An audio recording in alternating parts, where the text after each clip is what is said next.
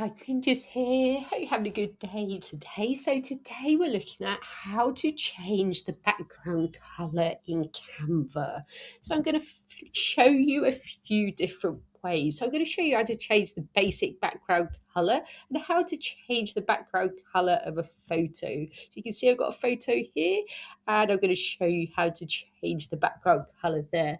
So the basic way is by clicking onto an empty canvas, and I can click on the colour at the top which says background colour, and I have loads of different options here, so I can choose different colours, default solid colours, try them all out, and there's default gradient colours I can play around with.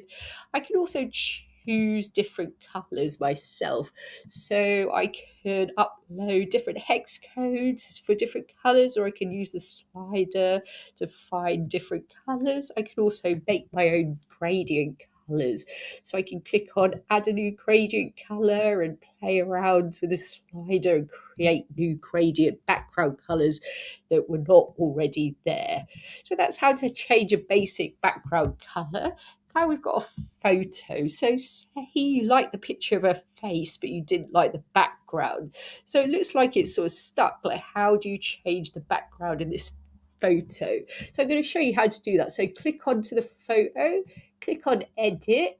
Then we're going to click on see all in the tools, and then scroll down to magic grab. So I'm going to click on that. So I'm going to click on her face, and what Canva will do, it will grab the photo away from the background. So it usually takes a few seconds. So now you can see her face has been made movable on the background. So what I can do then is delete the background of the photo, and then I can click on the background and I can add in my own colour, whatever I want, even one of the gradients, something like that. So I can change the photo background to something completely different.